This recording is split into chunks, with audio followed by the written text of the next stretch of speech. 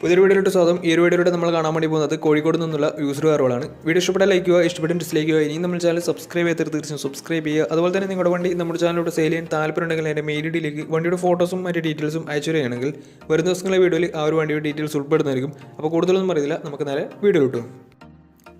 നമ്മൾ ആദ്യം കാണാൻ വേണ്ടി പോകുന്നത് മാരുതി സുസുക്കി സ്വിഫ്റ്റ് ആണ്. 2007 രജിസ്ട്രേഷൻ വണ്ടിയാണിത്. 1200 cc വരുന്ന ഈ ഒരു വണ്ടി പെട്രോൾ വേരിയൻ്റ് ആണ്. LX ആണ് ഇതിൻ്റെ ഓപ്ഷൻ വരുന്നത്. ബേസ് മോഡൽ വണ്ടിയാണ്. സെക്കൻഡ് ഓണർഷിപ്പ് വരുന്ന ഈ ഒരു വണ്ടി ഇതുവരെ സഞ്ചരിച്ചിട്ടുള്ളത് 84,000 കിലോമീറ്ററോളം സഞ്ചരിച്ചിട്ടുണ്ട്. മാനുവൽ ട്രാൻസ്മിഷനാണ് വരുന്നത്. വണ്ടിയുടെ ഇൻറ്റീരിയറും എക്സ്റ്റീരിയറും ഒക്കെ നല്ല രീതിയിൽ മെയിൻറ്റെയിൻ ചെയ്തിട്ടുണ്ട്. മറ്റ് കംപ്ലൈൻറ്റോ ആക്സിഡൻറ്റ് ഹിസ്റ്ററിയോ റീപ്ലേസ്മെൻറ്റോ ഒന്നും തന്നെ സംഭവിച്ചിട്ടില്ല. വണ്ടിക്ക് സർവീസ് ഹിസ്റ്ററൊക്കെ അവൈലബിൾ ആണ്. തേർഡ് പാർട്ടി ഇൻഷുറൻസ് ആണ് ഇപ്പോൾ നിലവിലുള്ളത്.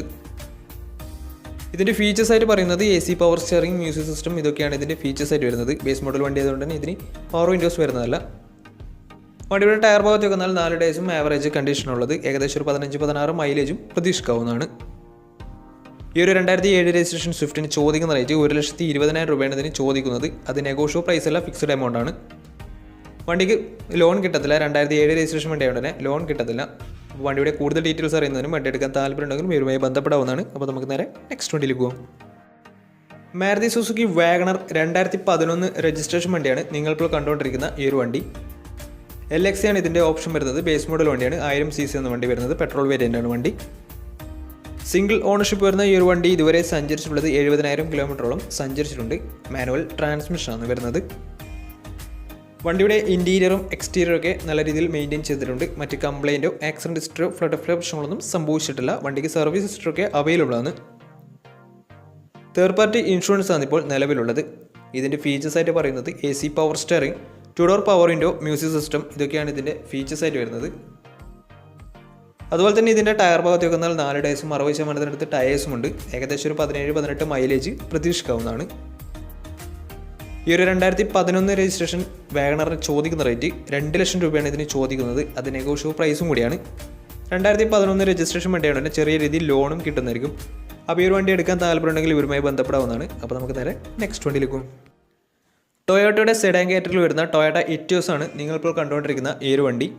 2015 രജിസ്ട്രേഷൻ വണ്ടിയാണിത്. 1.4 ലിറ്റർ ഡീസൽ എഞ്ചിനാണ് വണ്ടി. GD ആണ് ഇതിൻ്റെ ഓപ്ഷൻ വരുന്നത്. സിംഗിൾ ഓണർഷിപ്പ് വരുന്ന ഈ ഒരു വണ്ടി ഇതുവരെ സഞ്ചരിച്ചിട്ടുള്ളത് 80,000 കിലോമീറ്ററോളം സഞ്ചരിച്ചിട്ടുണ്ട്. മാനുവൽ ട്രാൻസ്മിഷനാണ് വരുന്നത്. വണ്ടിയുടെ ഇൻറ്റീരിയറും എക്സ്റ്റീരിയറും ഒക്കെ നല്ല രീതിയിൽ മെയിൻറ്റെയിൻ ചെയ്തിട്ടുണ്ട്. മറ്റ് കംപ്ലൈൻറ്റോ ആക്സിഡൻറ്റ് ഹിസ്റ്ററിയോ ഫ്ലഡ് പ്രശ്നങ്ങളോ റീപ്ലേസ്മെൻറ്റോ ഒന്നും തന്നെ സംഭവിച്ചിട്ടില്ല. വണ്ടിക്ക് സർവീസ് ഹിസ്റ്ററൊക്കെ അവൈലബിൾ ആണ്. അതുപോലെ തന്നെ ഫുൾ കവർ ഇൻഷുറൻസും വണ്ടിക്ക് അവൈലബിൾ ആണ്. ഒറിജിനൽ കേരള രജിസ്റ്റേർഡ് വണ്ടി തന്നെയാണ് ഇത്.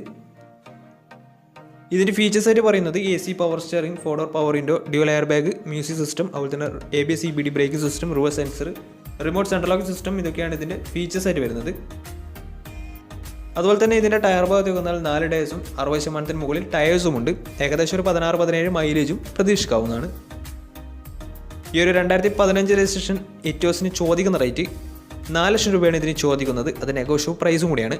2015 രജിസ്ട്രേഷൻ വണ്ടിയാണ് തന്നെ നല്ലൊരു ട്രാക്ക് ലാസ്റ്റ് 80% ലോണും കിട്ടുന്നതായിരിക്കും. അപ്പോൾ ഈ ഒരു വണ്ടിയുടെ കൂടുതൽ ഡീറ്റെയിൽസ് അറിയുന്നതിനും വണ്ടി എടുക്കാൻ താല്പര്യമുണ്ടെങ്കിലും ഇവരുമായി ബന്ധപ്പെടാവുന്നതാണ്. അപ്പോൾ നമുക്ക് നേരെ നെക്സ്റ്റ് വണ്ടിയിലേക്ക് പോകും. 2010 രജിസ്ട്രേഷൻ മാരുതി സുസുക്കി സ്വിഫ്റ്റ് ആണ് നിങ്ങളിപ്പോൾ കണ്ടുകൊണ്ടിരിക്കുന്ന ഈ ഒരു വണ്ടി. VDI ആണ് ഇതിൻ്റെ ഓപ്ഷൻ വരുന്നത്. മിഡിൽ ഓപ്ഷൻ വണ്ടിയാണ്. ഡീസലിൽ മിഡിൽ ഓപ്ഷൻ വണ്ടിയാണ്. 1300 cc ആണ് വണ്ടി വരുന്നത്. സെക്കൻഡ് ഓണർഷിപ്പ് വരുന്ന ഈ ഒരു വണ്ടി ഇതുവരെ സഞ്ചരിച്ചിട്ടുള്ളത് 1 ലക്ഷം കിലോമീറ്ററോളം സഞ്ചരിച്ചിട്ടുണ്ട്. മാനുവൽ ട്രാൻസ്മിഷനാണ് വരുന്നത്. ഇതിൻ്റെ ഫീച്ചേഴ്സ് ആയിട്ട് പറയുന്നത് AC power steering, 4 door power window, music system, ഇതൊക്കെയാണ് ഇതിൻ്റെ ഫീച്ചേഴ്സ് ആയിട്ട് വരുന്നത്. അതുപോലെ തന്നെ വണ്ടിയുടെ ഇൻറ്റീരിയറും എക്സ്റ്റീരിയറും ഒക്കെ നല്ല രീതിയിൽ മെയിൻറ്റെയിൻ ചെയ്തിട്ടുണ്ട്. മറ്റ് കംപ്ലൈൻറ്റോ ആക്സിഡൻറ്റ് ഹിസ്റ്ററിയോ ഫ്ലഡ് പ്രശ്നങ്ങളൊന്നും സംഭവിച്ചിട്ടില്ല. വണ്ടിക്ക് സർവീസ് ഹിസ്റ്ററൊക്കെ അവൈലബിൾ ആണ്. തേർഡ് പാർട്ടി ഇൻഷുറൻസ് ആണ് ഇപ്പോൾ നിലവിലുള്ളത്. വണ്ടിയുടെ ടയർ ഭാഗത്തേക്ക് വന്നാൽ 4 ഡേയ്സും ആവറേജ് കണ്ടീഷനുള്ളത്. ഏകദേശം ഒരു 16-17 മൈലേജും പ്രതീക്ഷിക്കാവുന്നതാണ്.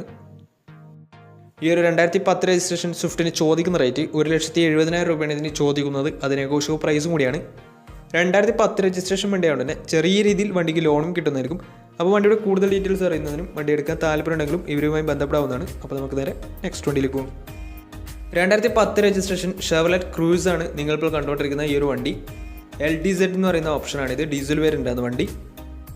സെക്കൻഡ് ഓണർഷിപ്പ് വരുന്ന ഈ ഒരു വണ്ടി ഇതുവരെ സഞ്ചരിച്ചിട്ടുള്ളത് 90,000 കിലോമീറ്റർ അടുത്ത് സഞ്ചരിച്ചിട്ടുണ്ട്.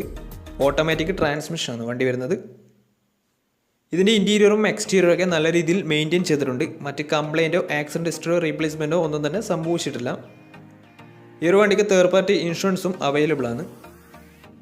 ഇതിൻ്റെ ഫീച്ചേഴ്സായിട്ട് പറയുന്നത് AC power automatic climate control, AC power steering, 4-door power window, inbuilt stereo, air bag, ABS CBD brake system, sunroof, അതുപോലെ തന്നെ reverse sensor, alloy wheels, remote central lock system, electrically adjustable mirrors, ഇതൊക്കെയാണ് ഇതിൻ്റെ ഫീച്ചേഴ്സായിട്ട് വരുന്നത്.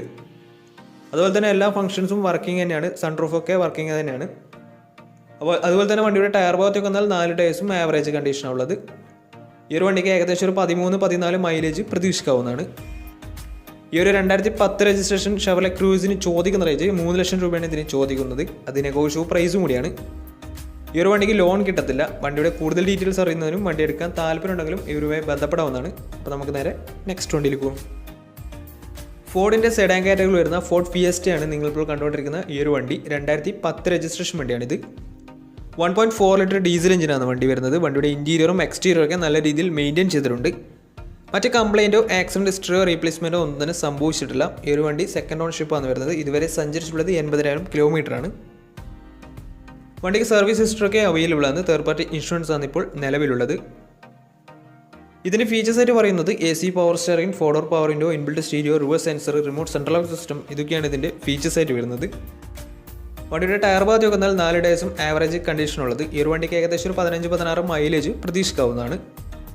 ഈ ഒരു 2010 registration Ford ഫിയസ്റ്റയ്ക്ക് ചോദിക്കുന്ന rate 1 ലക്ഷം രൂപയാണ് ഇതിന് ചോദിക്കുന്നത്. അത് ചെറിയ രീതിയിൽ നെഗോഷ്യബിൾ പ്രൈസും കൂടിയാണ്. അപ്പോൾ ഈ ഒരു വണ്ടിയുടെ കൂടുതൽ ഡീറ്റെയിൽസ് അറിയുന്നതിനും വണ്ടി എടുക്കാൻ താല്പര്യമുണ്ടെങ്കിലും ഇവരുമായി ബന്ധപ്പെടാവുന്നതാണ്. അപ്പോൾ നമ്മുടെ ഇന്നത്തെ ഒരു വീഡിയോ നിങ്ങൾക്ക് ഇഷ്ടപ്പെടുന്നതായിരുന്നു. തീർച്ചയായും നമ്മുടെ ചാനൽ ഇതിനും സബ്സ്ക്രൈബ് ചെയ്യുക. അതുപോലെ തന്നെ നിങ്ങളുടെ വണ്ടി നമ്മുടെ ചാനലോട് സെയിൽ ചെയ്യാൻ താല്പര്യമുണ്ടെങ്കിൽ എൻ്റെ മെയിൽ ഐഡിയിലേക്ക് വണ്ടിയുടെ ഫോട്ടോസും മറ്റു ഡീറ്റെയിൽസും അയച്ചു തരികയാണെങ്കിൽ വരുന്ന ദിവസങ്ങളിലെ വീഡിയോയിൽ ആ ഒരു വണ്ടിയുടെ ഡീറ്റെയിൽസ് ഉൾപ്പെടുന്നതായിരിക്കും. അപ്പോൾ ഇനിയും നല്ല നല്ല വീഡിയോസ് ചെയ്യാൻ പറ്റുമെന്ന് പ്രതീക്ഷയിൽ സൈനിങ് ടാറ്റാ ബേബി.